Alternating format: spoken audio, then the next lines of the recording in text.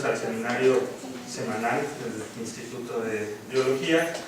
Bueno, como siempre, antes de empezar tengo que dar los avisos de seguridad en caso de que suene alguna alarma o ocurra algún evento no previsto, como un temblor o algo así. Entonces, pues la idea es que la mitad del auditorio, ¿no?, sale para aquel lado y la otra mitad sale para este lado. Esperemos que no pase nada, pero bueno, ya están avisados, ¿no? Y bueno, el día de hoy tenemos un seminario de anfibios y reptiles, ¿no? Entonces nos lo va a presentar el día de hoy el doctor Omar Hernández Ordóñez, que bueno, es conocido en este instituto, ha estado interactuando con la gente aquí por muchos años. Y bueno, Omar estudió la licenciatura en Biología en la Facultad de Ciencias y realizó su tesis con el doctor Víctor Hugo, que tenemos aquí sentado en primera fila. Y después, para hacer la maestría, se fue al Instituto de Investigaciones en Ecosistemas y Sustentabilidad de la UNAM en Morelia y trabajó con el doctor Miguel Ángel Ramos y ahí obtuvo la maestría y después el doctorado. Después realizó un postdoctorado en Querétaro y bueno, lleva todos estos años trabajando con anfibios y reptiles y pues ha tenido una gran y amplia experiencia en estos organismos, ¿no?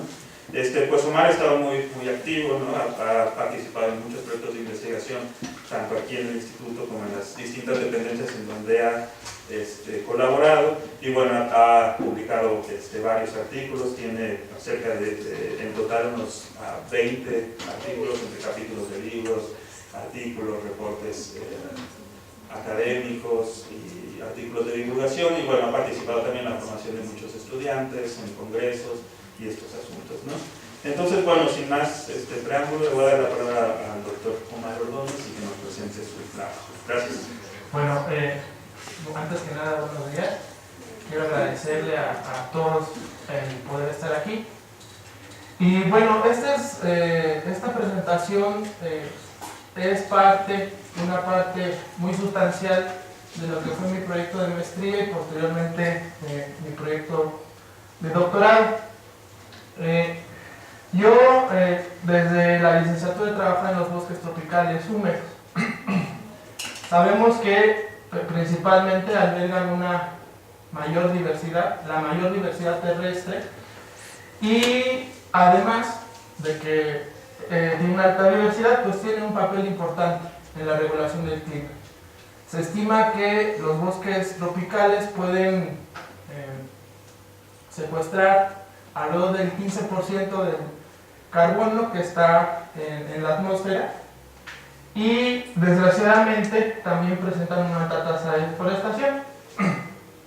En Latinoamérica, por ejemplo, entre el 2001 y el 2010 se perdieron más de 250,000 hectáreas. Cuando existe una modificación a partir de la pérdida de hábitat, se modifica el paisaje, hay consecuencias directas sobre las comunidades y las poblaciones. Principalmente se fragmentan los sitios de bosque remanente, hay aislamiento de las poblaciones, disminución en el ámbito hogareño, las condiciones ambientales se alteran, los procesos ecológicos se modifican las dinámicas poblacionales y finalmente la consecuencia es la pérdida de la diversidad.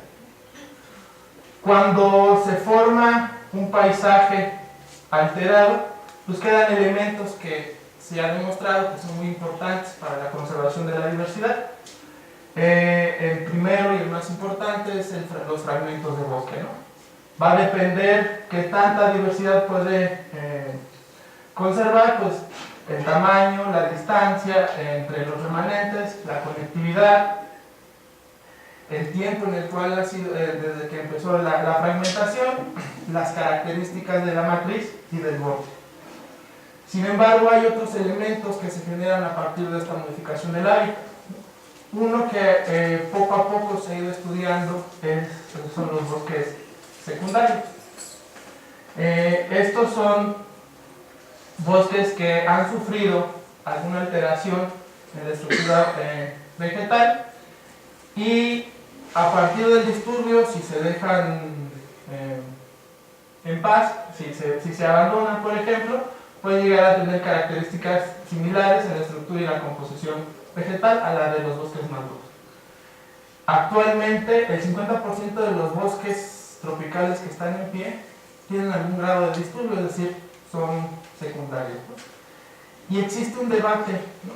Hay gente que dice solo hay que conservar remanentes, fragmentos, y hay otras personas que apuntan a que los bosques secundarios son importantes para la conservación de la biodiversidad. Cuando ocurre un disturbio, se generan bosques secundarios, el disturbio puede ser desde la tala completa, el uso para agricultura y ganadería y el posterior abandono, o un incendio forestal también puede ser un bosque secundario. La capacidad o la recuperación del bosque secundario se llama sucesión secundaria y va a depender de diferentes factores, ¿no? Hablamos en este aspecto de la recuperación en la comunidad vegetal, ¿no? Que es donde se ha estudiado más este proceso. A escala local, pues las interacciones, el tipo de suelo, el tipo de disturbio, la intensidad del disturbio, la disponibilidad de semillas son importantes para que se pueda llevar a cabo la sucesión secundaria. Y a escala de paisaje, pues la dinámica entre polinizadores y dispersores, las características de la matriz, la conectividad, las invasiones biológicas. Hay especies de plantas que al momento de asentarse en un bosque secundario pueden arrestar, es decir, frenar la sucesión, y las especies, los árboles, las especies de árboles ya no son capaces, ¿no? de crecer. Como les decía, los estudios de la importancia de los bosques secundarios y el proceso de sucesión secundaria se ha estudiado mucho en comunidades vegetales. Sin embargo, en caso de los vertebrados y muy en específico los anfibios y reptiles, pues no hay mucha información. Entonces, parte de mi trabajo fue en la región lacandona, pues ver qué tan importantes pueden ser estos bosques secundarios para los anfibios y los reptiles. Otro elemento importante dentro de paisajes alterados y no alterados, pues son los arroyos. Los arroyos permiten conexión entre distintos hábitats, permiten el flujo entre individuos y el flujo génico, proveen en algunos casos mayor disponibilidad de recursos, mejores condiciones ambientales, y la estructura vegetal es diferente al lado del arroyo que a distancias más largas del arroyo, ¿no? Son importantes, se sabe que son importantes elementos para la fauna. Sin embargo, en el caso de México y de anfibios y reptiles, no hay muchos estudios tampoco para ver qué tan importantes pueden llegar a ser o qué tanto puede cambiar la distancia, la estructura de la comunidad, la estructura del ensamble, cerca del arroyo y lejos del arroyo.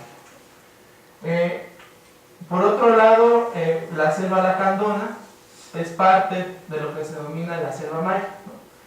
Es este manchón, o era un manchón grande de vegetación que compartimos con Guatemala y Belice. Tiene regiones muy conocidas. En el caso de México está Calakmul, Siancán. En el caso de Guatemala está la región del Petén y más al sur la región de Alta Verapaz. Y a la porción oeste es la selva lacandona, ¿no? Es un importante sitio de diversidad para especies vegetales y animales y realmente ha sido poco estudiado, ¿no? En el caso de la selva lacandona, como ya mencioné, es la parte oeste de la selva maya. En México se considera como un sitio de alta diversidad. Hay una gran presencia de áreas naturales protegidas, tanto federales como comunitarias, principalmente en la región de Marqués de Comillas y la comunidad lacandona. Y la parte que no está siendo protegida está sufriendo alteración principalmente por actividades ganaderas y agrícolas. Queda, por ejemplo, en esta parte, la región del Marqués de Comillas, el 50% de bosque, y el otro 50% son campos agropecuarios y bosques secundarios. Esto es en general, y en particular, esta parte hay 16% de bosques secundarios. Cuando empecé a hacer el trabajo, yo fui principalmente para ver la importancia de bosques secundarios. Entonces llegué al Instituto de Investigaciones en Ecosistemas y empecemos a hacer los muestreos. Después de unos cuantos muestreos nos dimos cuenta que el listado que había de especies para la región estaba incompleto, y empezamos a registrar nuevas especies para la región, y también extensiones, ampliaciones de distribución. Entonces, uno de los primeros trabajos que sacamos fue donde proponemos un nuevo listado para la región. La mayoría de los trabajos se hacían en la parte norte de la selva lacandona. El primer trabajo publicado nos decía que había 23 anfibios y 54 reptiles. Y Lee, en su libro de anfibios y reptiles de la península de Yucatán, Guatemala y Belice, da algunos puntos, algunos registros para esta región. En Yaxchilán, Ferreira García y Canseco Márquez registraron 14 anfibios y 41 reptiles. Y entre el 2005 y el 2013 salieron algunas notas sobre ampliación de distribución o primer registro para la región. Nosotros empezamos a hacer muestreos desde el 2007, hicimos un último el año antepasado, y con estos datos que obtuvimos de los muestreos, más revisiones en las bases de datos, principalmente en la colección, en Ecosur, y bases de datos en línea, llegamos a un total de 36 especies de anfibios y 90 especies de reptiles. 125 especies para la región.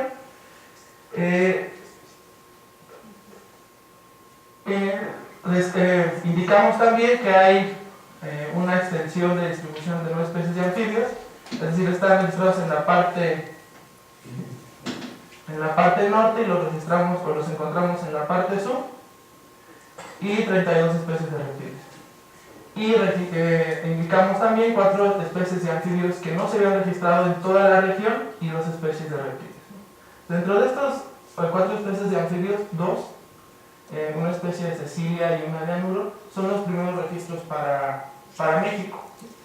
Era obvio, de hecho las localidades más cercanas están en Guatemala, que estaban ahí, sin embargo no habían sido encontradas, ¿no?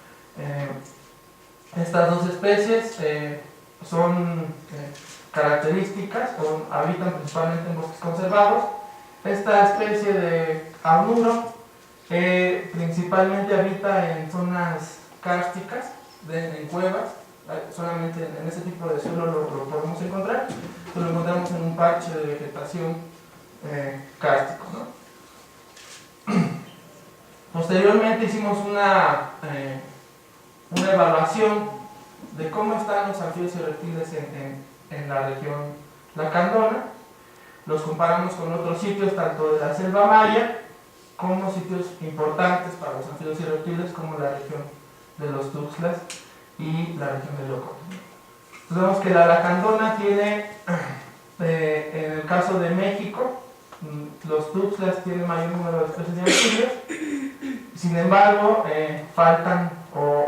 hicimos una lista también de especies probables, y en el caso de los reptiles también tenemos 14 especies probables de reptiles, que sus localidades más cercanas están del lado de Guatemala, que muy posiblemente estén en México. En comparación con las zonas de la selva baña en México, pues es mayor tanto para anfibios como para reptiles la diversidad de especies. Casi el 27% de los anfibios son endémicos para esta región, para la selva maya, en el caso de los reptiles el 2.2. Entonces es importante, no son endémicos para México, pero sí para una región que es prioritaria para la conservación a nivel internacional y está sufriendo una alta tasa de deforestación. En términos de composición, pues obviamente la región lacandona se parece más al petén, en el caso de los anfibios un 85%, y que las otras zonas que tenemos dentro de la selva maya, como Calakmul y Xenacán, y muy diferente al ocote y a los tuques. En el caso de los reptiles, también se parecen alrededor de un 60%, un poco más de un 70%, y es diferente a las otras zonas dentro de la selva maya. El 29% de los anfibios dentro de esta región están amenazados y más de una tercera parte tienen disminución en sus poblaciones. Y en el caso de los reptiles, casi un 70% no han sido evaluados en la lista roja y el 12% tienen una disminución en sus poblaciones. Estas especies de anfibios que están tanto en peligro como vulnerables son las especies que son endémicas para la región. Principalmente especies del género Craugastor y salamandras son las que están registradas como endémicas para la región. Y vamos a ver que posteriormente en los siguientes trabajos que les voy a presentar, pues son especies que necesitan características como bosque conservado o la prensa de arroyos para poder estar, ¿no? Entonces, regresando al proyecto inicial, nosotros trabajamos, mi asesor, el doctor Miguel Martínez, tiene unas parcelas en la región lacandona, donde él está evaluando desde el año 2000 cómo se ve ese proceso de recuperación de sucesión secundaria con respecto a la vegetación. Y bueno, me invitó a participar con qué pasa con los anfibios y reptiles en los bosques secundarios. Lo que creíamos o lo que esperábamos era realmente que al aumentar la edad de los bosques íbamos a encontrar una mayor riqueza, una mayor abundancia y las especies iban a ir cambiando. ¿Cómo diseñamos o cómo está diseñado este muestreo o este proyecto? Lo que hicimos fue una cronosecuencia, es decir, elegimos bosques secundarios de diferentes edades de abandono y los de 1 a 23 años. 23 años es el mayor número de bosques que la edad de bosques más grande que podemos encontrar en la región. Entonces teníamos bosques desde 1 y 2 años de abandono hasta bosques de 23 años de abandono. Entonces cambiamos el espacio por el tiempo. Obviamente hay cambios en estos bosques en cuanto a la estructura vegetal y se ha registrado también una disminución en la temperatura y aumento en la humedad y en la heterogeneidad ambiental. Entonces, la región donde trabajamos dentro de la selva lacandona es la porción sur, la parte de Marqués de Comillas. El tipo de uso de suelo anterior al abandono, todos eran cultivos de maíz, en la misma topografía, son suelos arenosos y de piedra caliza. Elegimos 12 sitios de bosque secundario y 3 sitios de referencia dentro de la reserva de Montes Azules. El muestreo que hicimos fue la búsqueda directa, que es el más utilizado para el estudio de anfibios y reptiles. Encontramos que en el caso de la riqueza en anfibios hay mayor riqueza en anfibios que en bosques maduros que en bosques secundarios. Estas diferencias son significativas y que los bosques secundarios albergan solamente el 55% de todas las especies que podemos encontrar en el bosque maduro. Tenemos una mayor cantidad de especies exclusivas en el bosque maduro Sin embargo, podemos ver que los bosques de mayor edad tienen mayor número de especies. En el caso de los reptiles, no hubo una mayor riqueza en el caso del bosque continuo, y también encontramos que hay una mayor riqueza en los bosques de mayor edad de abandono.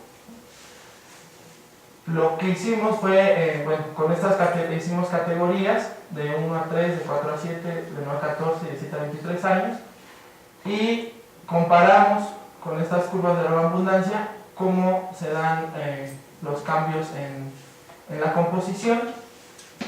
Vemos que las especies más dominantes en los bosques secundarios no son las mismas que hay en los bosques maduros. Estas especies, por ejemplo, Melisca baudini, Limela marina, Litobates bailanti, son características de zonas alteradas, zonas abiertas, y en el caso de Craugasto laticeps y Craugasto palenque, pues son especies que encontramos en zonas conservadas. En el caso de los reptiles, las especies dominantes fueron del género Anolis, Anolis ericeus para los sitios más jóvenes, y Anolis lemurinus para los bosques secundarios. Vemos como Anolis lemurinus empieza a competir, a compartir la abundancia con otra especie del género Anolis, que es la más dominante en el bosque maduro. Especies características de zonas abiertas como Basiliscus vittatus, va disminuyendo su abundancia, y Lepidophyma flavimaculatum es una especie que se encuentra solamente, la encontramos en los bosques secundarios en sitios de 23 años, y es muy abundante en las zonas de bosque maduro. Lo que hicimos después es analizar los sitios, ya no por categoría, sino cada uno de nuestros 12 sitios era independiente de otro, y lo que hicimos fue una regresión. En el caso de los anfibios, con respecto a la edad de abandono, el número de individuos, hay una relación del 55% entre la edad y el número de individuos, y en el caso de los reptiles hay una relación del 52% entre la edad de abandono y la riqueza. Posteriormente extrapolamos los valores del bosque maduro para calcular a qué edad los bosques secundarios, a qué edad de abandono los bosques secundarios pueden tener tanto la misma abundancia como la misma riqueza, y en el caso de los anfibios pues no dista mucho, ¿no? En 28 años podrían tener los anfibios una abundancia similar a la del bosque maduro. En el caso de la riqueza, 26 años. En el caso de los reptiles no hay una relación entre la edad de abandono y la riqueza, y los bosques maduros tienen un mayor número de individuos que los bosques secundarios, y en el caso de la riqueza no hay diferencias en el bosque maduro y en los bosques secundarios. Finalmente hicimos un análisis de escalamiento multidimensional, en donde comparamos tanto los valores, la composición, como los valores de abundancia entre los diferentes sitios. Posteriormente calculamos cuáles son las categorías que presentan diferencias significativas, y también cuáles son las especies que indican estas diferencias entre las categorías. En el caso de los anfibios, los bosques maduros no se parecen en nada a los bosques secundarios. Vemos, por ejemplo, que aquí desde los 23 hasta los 21 años no hay diferencias claras entre los bosques secundarios, y estos grupos de bosques secundarios están dados por especies características de zonas abiertas, zonas perturbadas, y los bosques maduros están definidos por especies características de bosque conservado, ¿no? Craugasto laticeps, Craugasto palenque principalmente. En el caso de los reptiles vemos que Anolis uniformis está definiendo, y Lepidophyma flammimaculatum está definiendo la estructura del ensamble en bosques maduros. Los bosques de 4 a 23 años son definidos por Anolis lemurinus, y las especies de zonas abiertas como Anolis ericeus, Eloporus y Basiliscus definen a los bosques de 1 a 2 años de abandono. Finalmente, en el caso de los arroyos, lo que esperábamos era ver cómo, al irnos alejando del arroyo, la riqueza y la abundancia iba a disminuir, y íbamos a encontrar, en el caso de los anfibios, especies que son muy dependientes a los arroyos. Este trabajo también lo hicimos con reptiles, y esperábamos que tanto abundancia como riqueza no iba a variar tanto en el caso de los reptiles, puesto que no son tan dependientes en general los reptiles de los cuerpos de agua. Lo que hicimos fue trabajar en 3 tipos de vegetación: en bosque secundario intermedio de 9 a 14 años, fragmentos de bosque maduro de más de 20 hectáreas, y una vez más los sitios de referencia que son dentro de la reserva de Montes Azules. Lo que hicimos fue un diseño de gradiente de distancia al arroyo. Entonces trazamos transectos paralelos al arroyo cada 15 metros.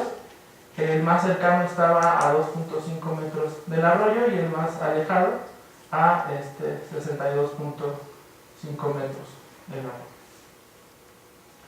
Encontramos en el caso de los anfibios que hay un mayor número de individuos.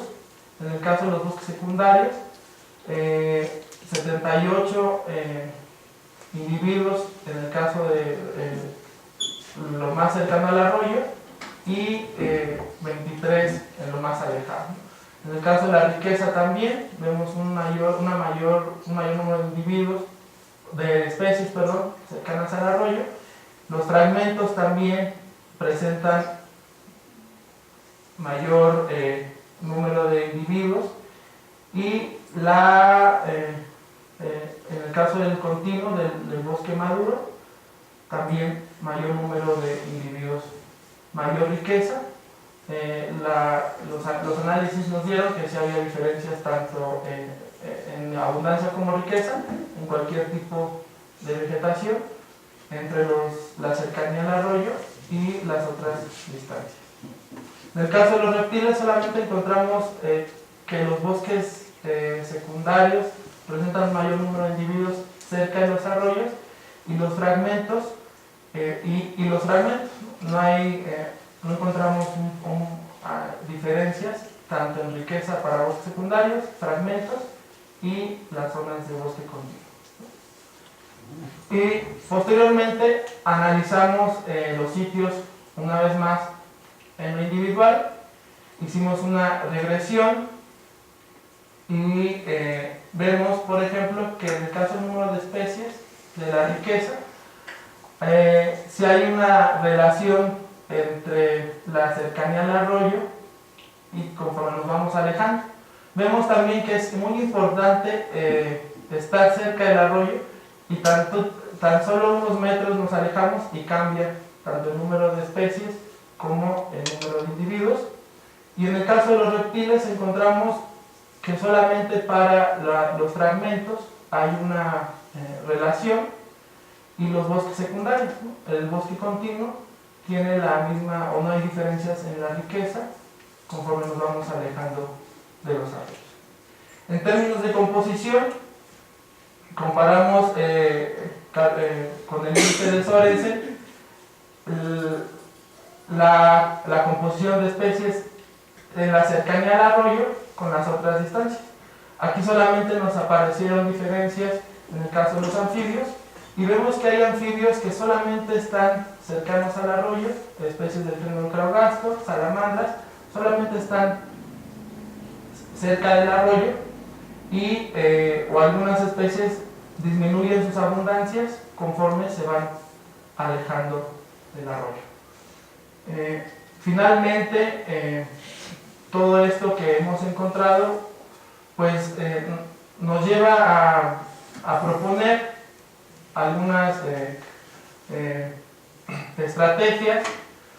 Por ejemplo, en el caso de las áreas prioritarias que definió CONAVI en el 2007, tenemos que en los anfibios, bueno, si hay un punto aquí cerca de la selva lacandona donde sí se reconoce como sitio prioritario para la conservación, y en el caso de los reptiles no. Está Calakmul, está Siancán con 73 y 70 especies, y con este listado podríamos proponer que también un sitio prioritario para la conservación de reptiles es la región lacandona. Y ya dentro de la selva maya, pues la vegetación no es la misma, ¿no? Siancán, Calakmul y el norte de Petén es una selva mediana, el suelo es principalmente poroso, no hay muchos cuerpos de agua, lo cual está impidiendo pues, la presencia de especies de anfibios dependientes del arroyo, y la parte del Petén y de la selva lacandona y lo que es la selva maya en Belice es lo que se denomina el cinturón húmedo dentro de la región de la selva maya. Pero vemos que en Guatemala, por ejemplo, la mayor cantidad de zonas protegidas están en la parte norte, donde la vegetación es muy parecida a Calakmul, y en la parte sur la deforestación está siendo muy alta, ¿no? La parte donde se encuentra la selva alta con la presencia de arroyos, entonces vemos que están, en el caso de las áreas naturales protegidas, en el caso de Belice está lo que es la selva maya, y del otro extremo está la selva lacandona. En medio no hay muchas áreas naturales protegidas y se está deforestando mucho. En el caso de los bosques secundarios, sí hay una relación entre el aumento de la riqueza y la edad de abandono para los anfibios. Sin embargo, hay anfibios que no están llegando todavía a los bosques secundarios, y en el caso de los reptiles, pues sí tiene una estructura muy similar a la de los bosques maduros en términos de riqueza y composición, pero en términos de abundancia vemos que los bosques maduros tienen una mayor abundancia que los bosques secundarios. Y en el caso de los arroyos, bueno, representan un microhábitat muy importante para los anfibios en paisajes modificados, y algunas especies no se alejan a más de 30 metros del arroyo. Entonces, si queremos cuidar a los anfibios, pues tendríamos que elegir no solamente el bosque maduro, sino el bosque maduro con una mayor cantidad de arroyos posible. Y bueno, finalmente, pues ese trabajo yo no lo he hecho solo, nos han ayudado muchas personas en campo, tanto y en el laboratorio, y obviamente ha sido financiado por una gran cantidad de instituciones, ¿no? Tanto nacionales como internacionales. Gracias.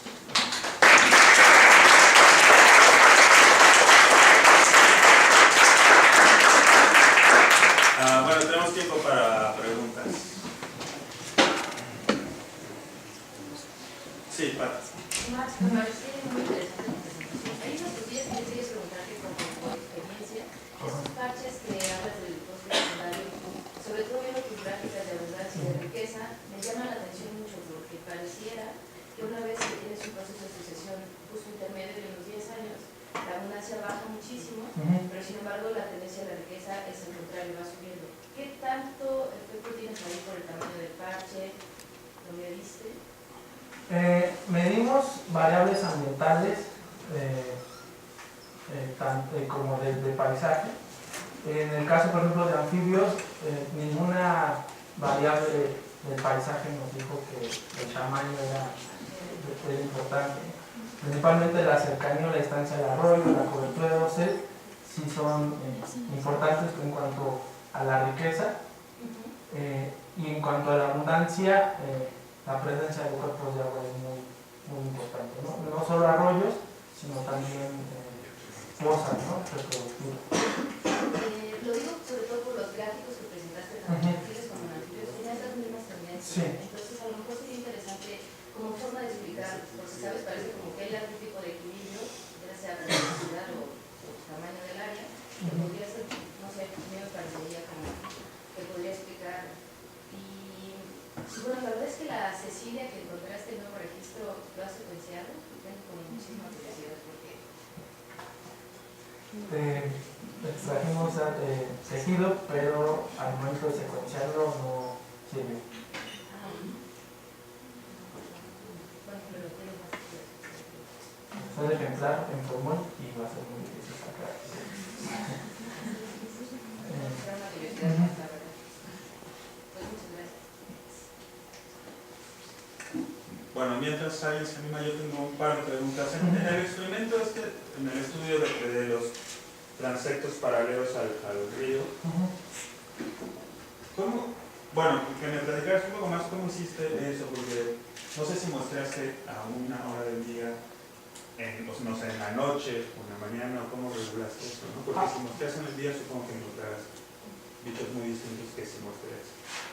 Claro. En el caso de los que trabajamos con los de reptiles, trabajamos tanto de día como de noche. En este aspecto, nosotros para anfibios, lo que hacíamos, por razones éticas, no los marcábamos, simplemente pues, tenemos cámara, es muy fácil usarla, entonces tomamos foto y si veíamos un anfibio registrado en el mismo metro, en el mismo transecto, pues verificábamos si era ejemplar, tanto con datos medísticos como con su patrón de coloración. Y en el caso de reptiles, pues marcaje semipermanente, ¿no? Con tinte interior. Entonces, para anfibios y reptiles trabajamos, lo que hacemos es un transecto de día y un transecto de noche. Entonces, los que habíamos registrado de día, por ejemplo, los anolis están durmiendo en las hojas. Será fácil, si encontramos durmiendo, verificar si lo habías registrado o no en la mañana. Y bueno, y un poco de la interpretación de los datos, no sé si me equivoco, pero en anfibios y reptiles encuentras más o menos la misma tendencia de disminución de especies mientras más te alejas del río, salvo en el caso de la selva continua, que los reptiles están parejos, ¿no? Sí. ¿Qué explicación hay de eso? ¿Qué explicación biológica hay para la explicación biológica es que, bueno, nosotros en el caso de los fragmentos intentamos controlar el borde, ¿no? Basados en un estudio que son los tutlas, el último transecto tendría que estar a más de 200 metros del borde, ¿no? Sin embargo, cabe señalar que esos fragmentos pues no están conservados, ¿no? Completamente. Hay gente que pasa, caza, hace actividades ahí, recolecta leña, y suponemos que en el caso de los bosques, la reserva, pues hay una mayor, las condiciones ambientales son más estables. Entonces nos podemos alejar tanto del arroyo y la humedad no va a disminuir tanto como en un bosque secundario o en un fragmento, ¿no? Y en el caso de la riqueza, pues bueno, tal vez las especies se animen a ir un poco más lejos del arroyo que en elementos que están son producto, ¿no? De un disturbio, ¿no? Y que inclusive están siendo manejados. Sí, bueno, es que se me ocurrió lo de la tendencia fisiológica de los anfibios al agua, claro. es clara, ¿no? Pero en el caso de los reptiles, pues tal vez no es tan clara esa relación o tan clara tendencia por el agua. Y no sé, son estaba pensando que se puede ser más por el alimento que estén encontrando, que estén distribuidos ahí, no tanto por la dependencia del agua. Sí. Bueno, en reptiles, tortugas están más del arroyo, hay una especie que come peces, que está solamente lejos del arroyo, y especies que se alimentan de anfibios, ¿no? La mayoría de las serpientes están cerca de los arroyos. Si los anfibios están en mayor abundancia cerca de arroyos, podríamos inferir que la mayor cantidad de serpientes pueden estar ahí. ¿Alguien más? Sí. Es igual del muestreo. En los bosques húmedos está muy marcada la estructura vertical: suelo, sotobosque y dosel, ¿no? Que es donde está, que también incluyen las epífitas. En tu muestreo, ¿incluiste estos 3 niveles? No, realmente la búsqueda directa solo lo hicimos hasta 2 metros de altura. Trabajar con dosel es otra cuestión completamente diferente, y posiblemente hasta las especies varían, ¿no? O la abundancia puede variar. Y entonces estos datos que presentaste de la lacandona, ¿son todos con muestreo directo? Sí. Directo? Okay. O sea, sí es comparable uno con otro. Sí. Gracias. Sí. Yo tengo dudas de dos temas. Uno es, o sea, en términos de la conservación, o sea, así como hablamos del impacto de la fragmentación en estos grupos de animales, pensando justamente en que en el largo plazo estas poblaciones persistan, ¿qué pasa con los depredadores? O sea, ¿se ven más depredados? O sea, lo pregunto porque uno diría, bueno, a lo mejor en el bosque conservado tienen más, pues un mejor hábitat, tienen más lugares donde esconderse, abrigarse, etcétera. Pero no sé si también en el bosque maduro es donde tienen más depredadores, que es justamente pues, el hábitat en donde estas especies han surgido. Y la otra es respecto a, justamente dices, la importancia de los arroyos. ¿Qué se sabe de la calidad del agua? O sea, así como dice, a lo mejor el arroyo es bien importante en el bosque secundario porque permite la conectividad con el bosque primario, etcétera. Pero ¿qué tan alterada está la calidad del agua y qué impacto tiene en los arroyos? Mira, en el caso de la calidad del agua, pues bueno, ahí obviamente hay actividades agrícolas, ¿no? Y pecuarias. Lo que podemos ver en términos, por ejemplo, de la composición, es que las especies que hay en los fragmentos son muy similares a las que hay dentro de la reserva, ¿no? Entonces podríamos pensar que no están siendo, o no estamos pudiendo, a este nivel no estamos detectando si la contaminación, porque seguro la hay, si la contaminación está afectando a los anfibios. Los anfibios, por ejemplo, si hay contaminación, empezamos a ver que tienen malformación, ¿no? Que les falta una patita o cosas así, y realmente nosotros no registramos en ningún individuo alguna malformación. No me quedó clara tu pregunta de los depredadores, ¿no? Sí, o sea, es decir, los anfibios se enfrentan a un problema de destrucción del hábitat. Ahora, si a ese problema, si ese problema de destrucción del hábitat también afecta o no a sus depredadores, o si también son más depredados justamente porque el hábitat también está degradado.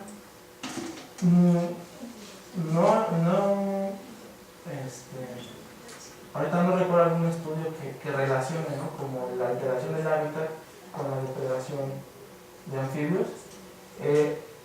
Los anfibios son depredados por una gran cantidad de especies, ¿no? Reptiles, aves, mamíferos. Obviamente, en términos, por ejemplo, del tamaño del fragmento, de la fragmentación, pues las especies más grandes, ¿no? Mamíferos, algunas aves grandes, pues son las primeras que se van, ¿no? Y hay pocos estudios que hablan de la historia, bueno, una relación, ¿no? Entre el contenido, por ejemplo, de alimento de algún depredador con respecto a los anfibios. Ahorita no recuerdo algún trabajo. Obviamente, en fragmentos, en la zona que está alterada, se han ido algunas especies, o la abundancia de algunas especies ha disminuido. Pero son especies muy grandes, ¿no? Estamos hablando de jaguar, grandes felinos que disminuyeron sus abundancias. Y en el caso de especies que pudieran alimentarse de anfibios, supongo que están todavía interactuando en el paisaje alterado y también en la zona conservada.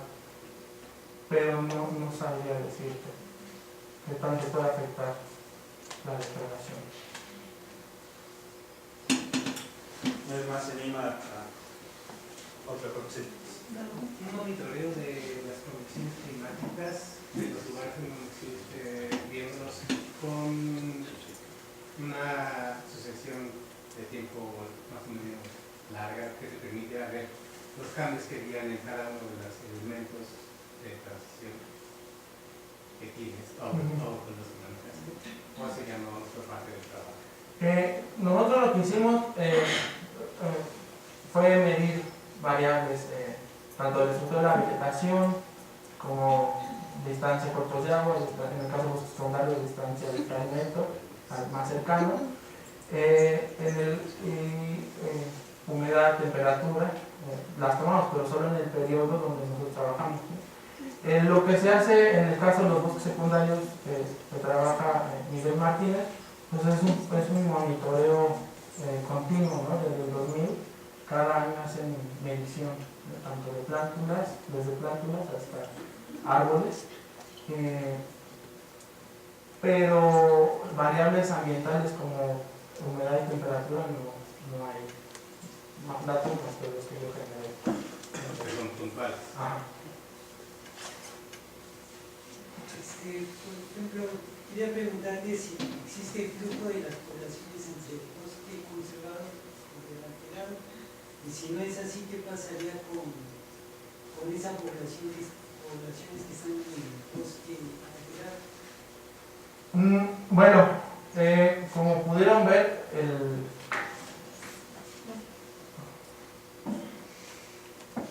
lo que divide la reserva de la zona alterada o de la zona que está siendo modificada es el río Lacantú. Suponemos que bueno, el río sube y baja conforme la estación del año. No creemos que sea una barrera para tanto para anfibios como para reptiles, pero en términos de verificar si están o no migrando a otro, tendremos que aplicar otro tipo de metodología, ¿no? Marcaje, encontrarlos en otro sitio, en el caso de las serpientes, transmisores, ¿no? Entonces, no sabemos si sí o si no están migrando. Suponemos que en esta región que realmente hay muchos arroyos con vegetación más o menos conservada, pues están moviéndose, ¿no? Suponemos, pero tenemos que verificarlo de una manera experimental. Sí. ¿Su muestreo fue todo el año o solo se restringió a unas temporadas anuales? Fue todo el año. Bueno, en el caso de los bosques secundarios, íbamos una vez cada mes.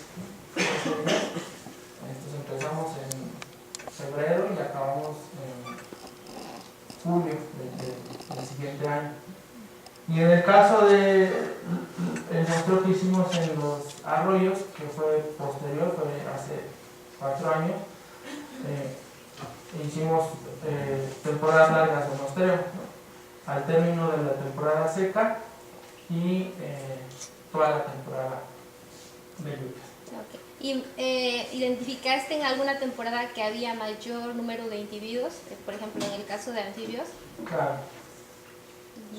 ¿Cuál? Justo, por ejemplo, la Cecilia que encontramos fue a finales de mayo, cuando empieza a llover. Fue mucha suerte, la encontró un alumno, de hecho se le había escapado porque no la agarraba y cayó en montamos también trampas de desvío que no utilizamos para estos análisis, pero bueno, cayó en una cubeta. Entonces obviamente vemos un mayor número de especies al principio de la temporada de lluvia.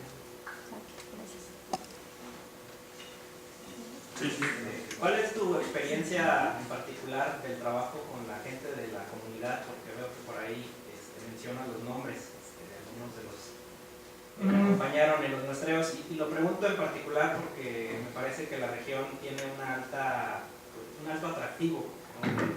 Para investigadores pues es una región, digamos, también prioritaria para la conservación. Sin embargo, me parece que el listado que teníamos de Lascano Barrero era bastante todavía, digamos, subestimado, por decirlo de alguna manera.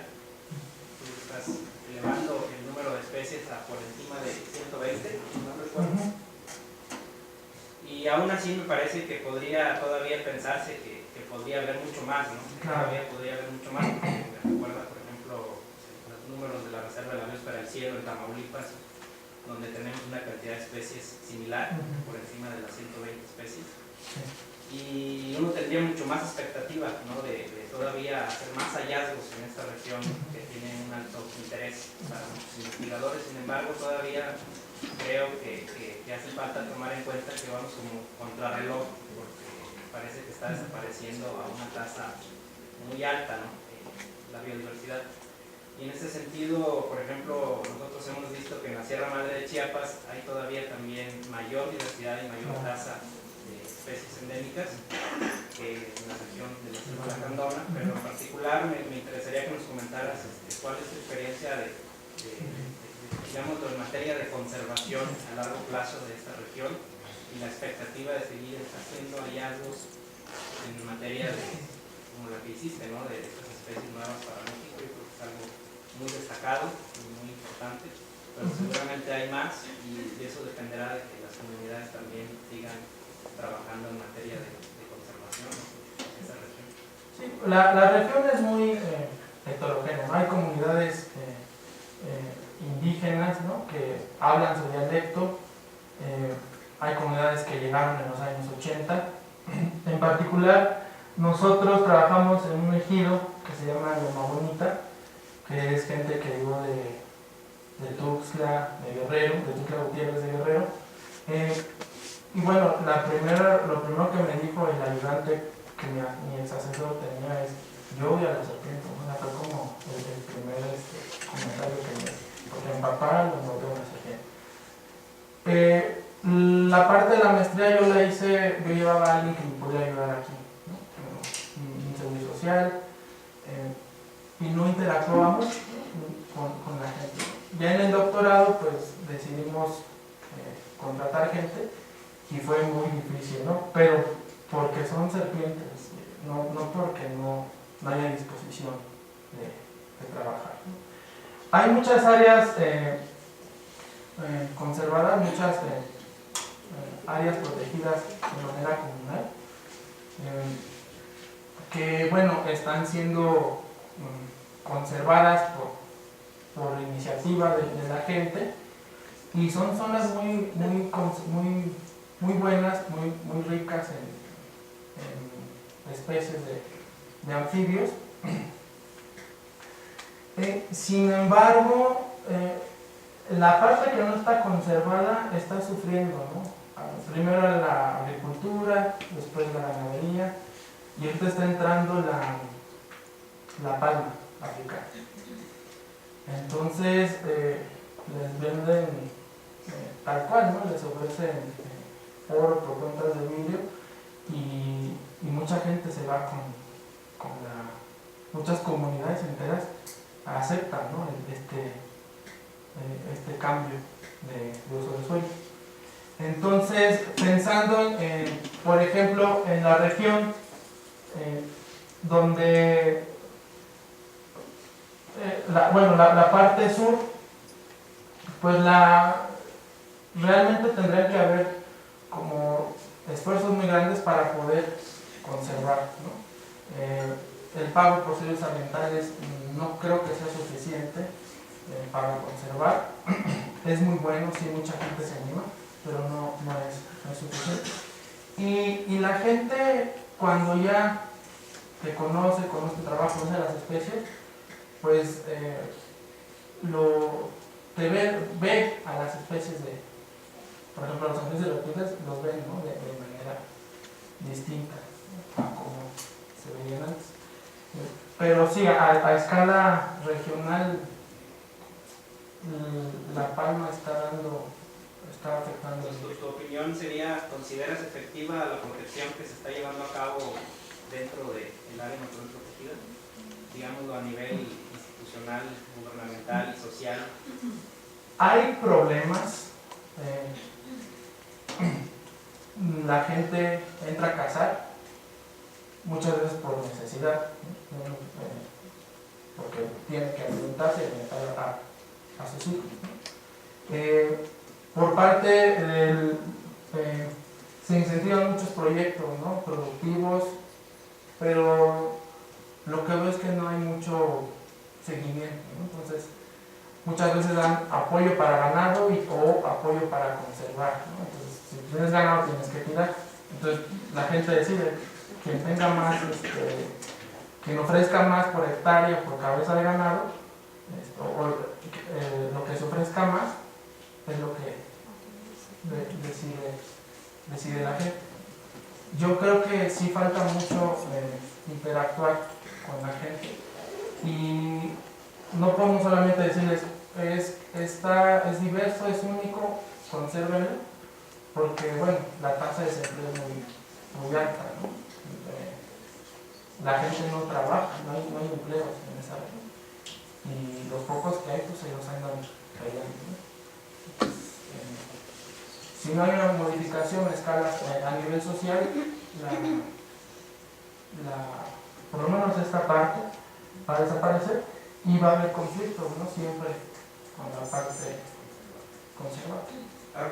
Es que ya se nos acabó el tiempo, pero tenemos café y galletas acá afuera, si quieren seguir conversando con Omar, es el lugar adecuado para hacerlo. Y antes de irnos, solo los avisos de los siguientes seminarios. El siguiente martes le toca